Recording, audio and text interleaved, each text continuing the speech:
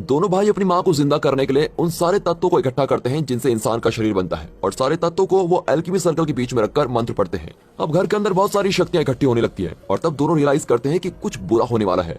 घर के अंदर शक्ति इतनी बढ़ जाती है कि घर ही टूटने लगता है और दोनों भाई एक के बाद एक करके हवा में उड़ने लगते हैं। और इस दुर्घटना में एडवर्ड अपना बायां पैर खो देता है और अल्फोंसे अपना शरीर खो देता है।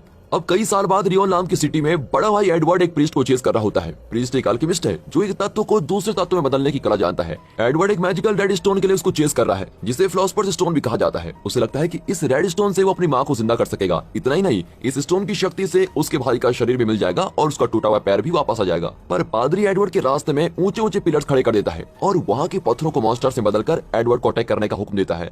लेकिन एडवर्ड इस सिटी का मेन अल्केमिस्ट है और वहाँ की चीजों को जोड़कर एक भाला बना देता है। फिर वो अपने वेपन से उन मॉन्स्टर्स को एक एक करके अटैक करता है और तब एक आदमी वहां आता है जो पूरी तरह से कवच में बंद है। वो भी मॉन्स्टर्स को अपने हाथों से मार डालता है। एक मॉन्स्टर के गिरने से उसका हेलमेट नीचे गिरता है और तब पता चलता है कि कवच खाली है। फिर दिखाते हैं कि एडवर्ड का एक हाथ लोहे का बना हुआ है और फिर पादरी रियलाइज करता है कि एडवर्ड एक साधारण अल्केमिस्ट नहीं है बल्कि फुल मेटल अल्केमिस्ट है और ये सिटी का बहुत ही फेमस सोल्जर भी है। अब प्रीस्ट एडवर्ड को चेस करने लगता है और फिर एडवर्ड उसको अपने लोहे के हाथ से पंच करता है और इस तरह प्रीस्ट के हाथ से रेड स्टोन निकल जाता है। तभी वहाँ मिलिट्री के साथ कर्नल मुस्टैंग आकर दोनों को पकड़ लेता है। अब एडवर्ड चिल्लाता है कि मुझे रेड स्टोन दे दो, लेकिन मुस्टैंग रेड स्टोन को जलाकर राख कर देता है। मतलब ये रियल रेड स्टोन नहीं था। एडवर्ड बहुत ही मायूस होता है क्योंकि वो बहुत समय से इस फिलोसफर्स रेड स्टोन की तलाश कर रहा था। तब खाली कवच वहाँ पर आता है और उसको दिलासा देता है। दरअसल ये और कोई नहीं, एडवर्ड का छोटा भाई अल्फोंसे है जिसकी बॉडी कई साल पहले खो गई थी। एडवर्ड ने अल्फोंसे की आत्मा को जिंदा रखने के लिए अपना दायां हाथ काट दिया था और अल्फोंसे की आत्मा को एक खाली कवच में रख दिया। अब इसी बीच प्रीस्ट बचकर भाग जाता है। मुस्टैंग एडवर्ड को हेडक्वार्टर्स लेके जाता है और अल्फोंसे से कहता है कि इस जगह को साफ करवा दो।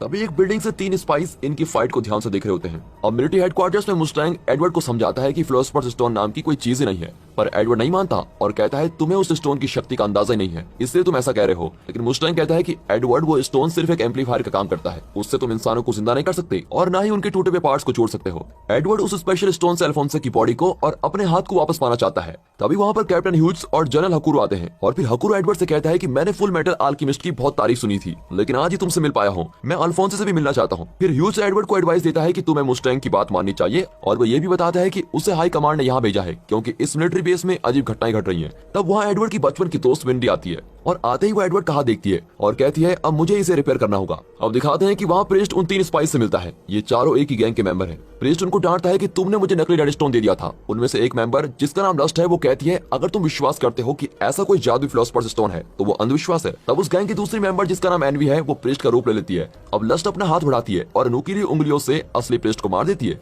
तब गैंग का तीसरा आदमी जिसका नाम ग्लूटनी है वो प्रीस्ट की लाश को निकल जाता है। अब रात को एडवर्ड अपनी पुरानी जिंदगी के बारे में सपना देखता है। उससे वो घटना याद आती है जब पहली बार उसने अल्केमी के द्वारा अपनी माँ को जिंदा करना चाहा था। फिर वो एक ऐसी डायमेंशन में पहुंच जाता है जहाँ उसके सामने गेट ऑफ ट्रूथ है। इसी गेट के अंदर यूनिवर्स की सारी नॉलेज बसी हुई है।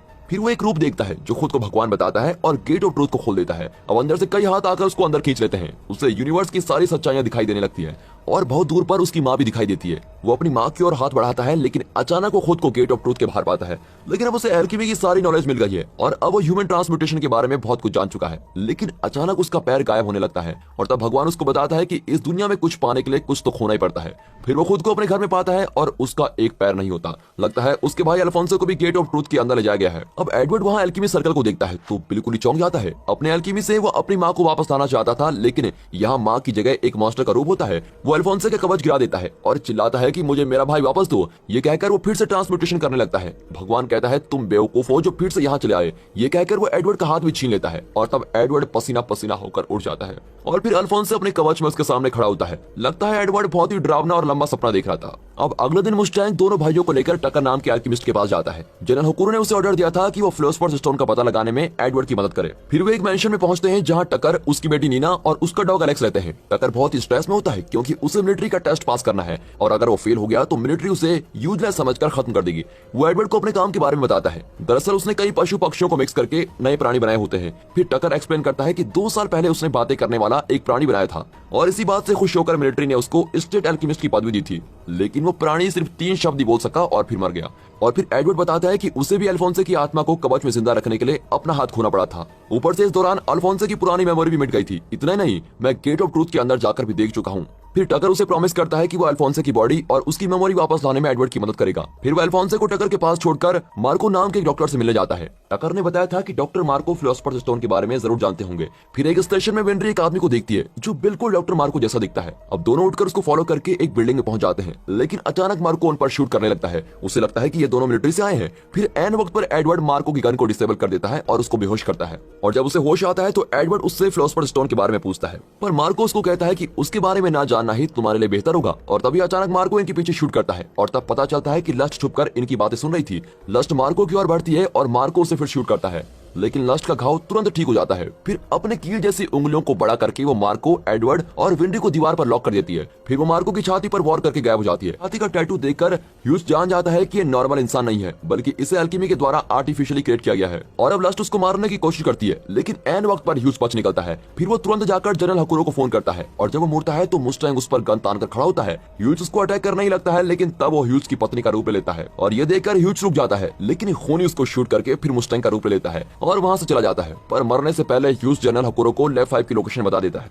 अब फैक्ट्री में कुछ न पाकर एडवर्ड बाहर जाता है, लेकिन मिलिट्री उसको अरेस्ट करके एक रूम में बंद कर देती है। वहां लेफ्टिनेंट हॉकाई उसको बताती है कि मिलिट्री मुस्टैंग की तलाश में है, क्योंकि लोगों ने उसे ह्यूज का खून करते हुए देखा था और इसी सिलसिले में इन दोनों को भी अरेस्ट किया गया है। ऊपर से वो पागल साइंटिस्ट टकर भी बच निकला है, लेकिन ये दोनों गार्ड्स को चकमा देकर वहां से बच जाते हैं। हॉकाई उसको बताती है कि मुस्टैंग को लेफ्ट 5 का पता चल गया है और वो वहीं जा रहा है। फिर एडवर्ड वहां पहुंचकर देखता है कि वहां मुस्टैंग के साथ रोज और मिलिट्री के दूसरे लोग भी खड़े हैं। मुस्टैंग एक चुटकी बजाकर रोज को जला देता है और कहता है शॉक होने की जरूरत नहीं है, उसे कुछ नहीं होगा। तब रॉस का जलता हुआ शरीर हिलने लगता है और वो भी बिना किसी डैमेज के नॉर्मल हो जाती है। और तब दिखाते हैं कि वो रॉस नहीं एनवी है। तब लस्ट और ग्लूटनी भी वहां आते हैं और लस्ट ग्लूटनी से कहती है कि मिलिट्री को तुम संभालो। वो तुरंत एक बड़ा मुंह बन जाता है और मिलिट्री को भगाता है। अब लस्ट अपनी लंबी और नुकीली उंगलियां मुस्टैंग पर छोड़ती है और वो गिर जाता है। एडवर्ड लस्ट को चेस करके एक हॉल में पहुंचता है जहां बहुत ही बड़ा ट्रांसम्यूटेशन सर्कल बना है और तब टकर उस पर गन तानकर खड़ा होता है और कहता है अगर आगे आए तो अल्फोंसे और विंड्री को मार डालूंगा। और फिर वो फिलोसोफर्स स्टोन निकाल कर दिखाता है और कहता है कि मिलिट्री यहाँ के वॉर प्रिजनर्स की जान लेकर इन स्टोन्स को प्रोड्यूस कर रही है।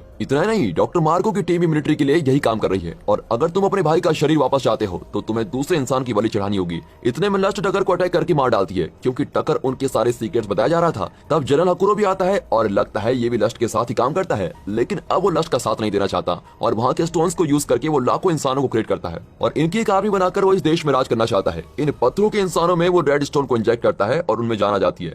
अब जनरल हकुरो बहुत ही खुश होता है और अपनी आर्मी को देखने उनके पास जाता है, लेकिन वे इंसान नहीं मॉन्स्टर हैं और वे उसको अटैक करके मार डालते हैं। फिर मुस्टैंग उन मॉन्स्टर्स को आग से अटैक करता है। फिर वो एडवर्ड को बताता है कि इन मॉन्स्टर्स के सर पर अटैक करो तभी ये मरेंगे। ये कहकर वो लस्ट की टीम को चेस करने लगता है और तभी अल्फोंसे हिलने लगता है। एडवर्ड मॉन्स्टर से लड़ रहा होता है, तब पता चलता है कि अल्फोंसे के कवच के अंदर विंड्री छुपी हुई है। एडवर्ड बहुत ही खुश होता है कि उन दोनों को कुछ नहीं हुआ। अब हॉकाई आर्मी के साथ मॉन्स्टर्स को अटैक करने के लिए तैयार होती है। फिर वे मिलकर मॉन्स्टर के सर पर एम करके उन्हें एक एक करके मार डालते हैं। यहाँ दूसरी ओर मुस्टैंग एनिमी पर आग लगा देता है, लेकिन पहले लगे घावों से उसको बहुत ही दर्द होता है। फिर लस्ट उन पर हंसती है और कहती है मैंने मौत को जीत लिया है। ये कहकर वो अपने अंदर का रेड स्टोन दिखाती है जिसके रहते वो कभी नहीं मरेगी। फिर वो मुस्टैंग को अटैक करती है, लेकिन एडवर्ड अपनी एल्केमी से पत्थर की ऊंची दीवारें खड़ी कर देता है और मुस्टैंग को बचा लेता है। तब एडवर्ड को पता चलता है कि एनवी पहले की तरह अपने रूप को नहीं बदल पा रही है और उसे बचाने के लिए लस्ट लंबे चौड़े डायलॉग बोलकर इनको डाइवर्ट कर रही है। अब एडवर्ड मौके का फायदा उठाकर एनवी पर फिर से आग लगाता है और इस बार वो जलकर हमेशा के लिए राख हो जाती है। लस्ट एडवर्ड को अटैक करती है, लेकिन इस बार एक पत्थर की दीवार उठती है और उसकी नुकीली उंगलियां कट जाती हैं। एक्चुअली गेट ऑफ ट्रूथ में जाकर अल्फोंसे की मेमोरी लौट आई थी और उसी ने एल्केमी की शक्ति से ये दीवार खड़ी की थी। अब मुस्टैंग लस्ट पर लगातार आग छोड़ता है और उसकी छाती से फिलोसोफर्स स्टोन निकाल लेता है। अब लस्ट जलकर राख हो जाती है और अपने साथियों को मरता देख ग्लूटनी सोल्जर से छुप जाता है और अब मुस्टैंग एडवर्ड को असली रेड स्टोन दे देता है ताकि वो अपने भाई का रूप लौटा सके और अपने हाथ पैर भी ठीक कर सके। अब उस स्टोन की मदद से एडवर्ड गेट ऑफ ट्रूथ को देख पाता है, लेकिन वो देखता है कि अल्फोंसे के लिए उसे एक औरत का शरीर दिया गया है। भगवान आकर कहता है कि अपने भाई के लिए ये शरीर ले जाओ और ये रेड स्टोन मुझे दे दो, लेकिन लास्ट मोमेंट में एडवर्ड स्टोन देने से मना कर देता है क्योंकि वो अपने भाई की खातिर किसी और की जान से खेलना नहीं चाहता। वो चिल्लाता है कि अल्फोंसे मैं तुम्हें लेने फिर यहाँ आऊंगा। फिर एडवर्ड रियलिटी में लौटकर अपने भाई से माफी मांगता है। अल्फोंसे उसे माफ कर देता है और कहता है मुझे भी किसी दूसरे का शरीर लेना बिल्कुल पसंद नहीं है। अब वे सब देखते हैं कि एक बार फिर सूरज निकल रहा है और अगले शॉट में एडवर्ड और अल्फोंसे एक ट्रेन में जा रहे होते हैं। एडवर्ड वादा करता है कि वो अल्फोंसे को एक नया शरीर जरूर दिलवाएगा, लेकिन किसी दूसरे इंसान को कभी ठेस नहीं पहुंचाएगा। और इसी तलाश में ये दोनों अपने फ्यूचर की ओर बढ़ते हैं। और दोस्तों इसी के साथ ये मूवी यहाँ पर खत्म होती है। दोस्तों उम्मीद करता हूँ आप लोग को ये क्लिप अच्छी लगी हो तो प्लीज पेज को फॉलो जरूर कर लीजिएगा। इस पेज पे कॉमेडी क्लिप्स, एक्शन क्लिप्स आते रहती है और वीडियो को शेयर जरूर कर दीजिएगा, वीडियो को लाइक जरूर कर लीजिएगा। मिलेंगे आप लोग से नेक्स्ट वीडियो में, तब तक के लिए thanks for watching this video.